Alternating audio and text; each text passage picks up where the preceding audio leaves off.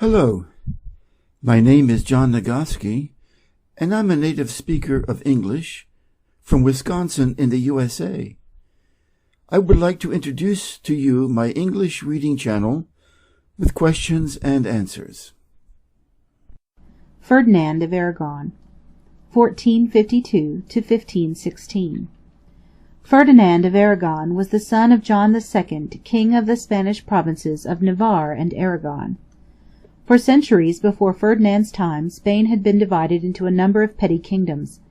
Some of them were in the hands of the Christians, and the rest belonged to the Moors, whose ancestors were partly Arabs and partly people of North Africa. The Moors were Mohammedans. About 700 years before the time of Ferdinand they had crossed the Mediterranean Sea and invaded Spain, capturing nearly the whole of that country with the exception of the provinces which lay in the extreme north.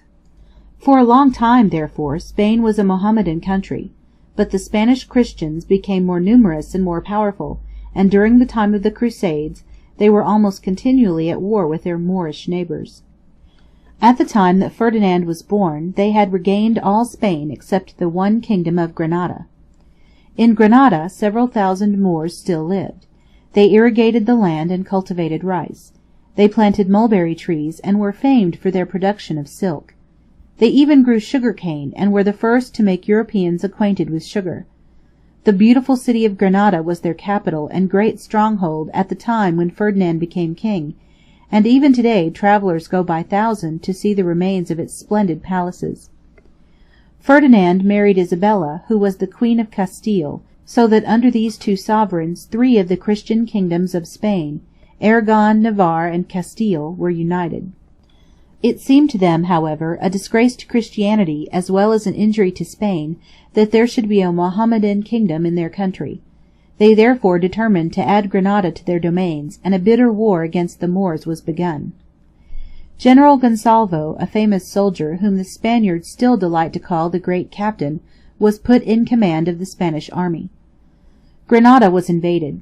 Sallies were made by the Moors, and many single combats were fought between their champions and the Christian knights. But no great battle was fought, and the war continued for months. At one time the Spanish camp of tents took fire by accident and was destroyed. A permanent town with houses of stone was then built by Ferdinand for his army. The town still stands and is called Santa Fe.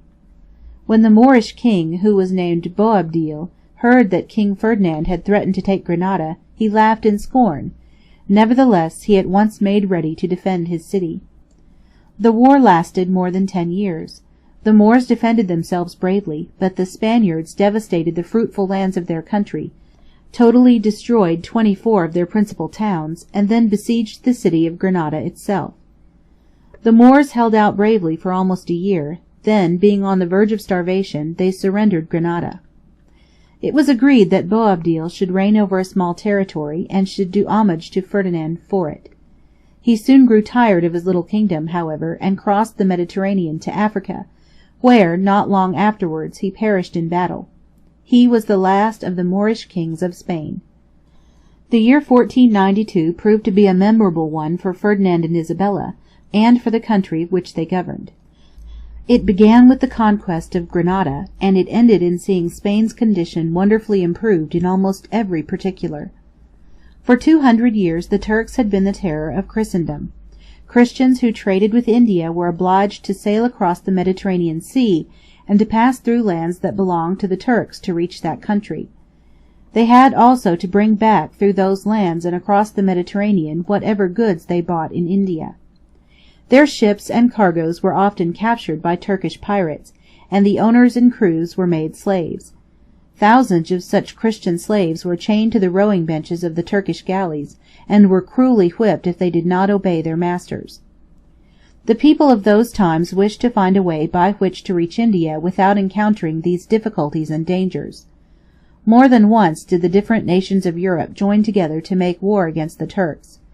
Ferdinand himself, after taking Granada from the Moors, sent a fleet across the Mediterranean and captured Algiers, the great stronghold of the Turkish pirates.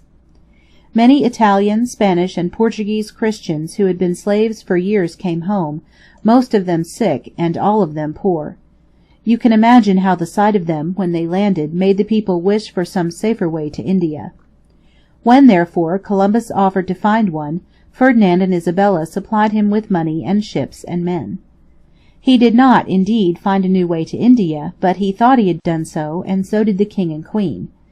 The people of Spain and of Europe generally rejoiced at the thought that trade with India could in future be carried on without so great a loss of life and treasure. While Columbus failed in this one important point, his discoveries were of great value to Spain, for they gave her immense possessions in the New World and added largely to her wealth and power. Ferdinand was at first rather cold toward Columbus. He did not have much faith either in the great discoverer or in his plans. The real credit of Spain's assistance belongs far more to Queen Isabella than to King Ferdinand. But by consolidating and strengthening his dominions, Ferdinand lifted Spain into a prominent position among the European nations, and his influence was felt for many years after his death, which occurred in 1516.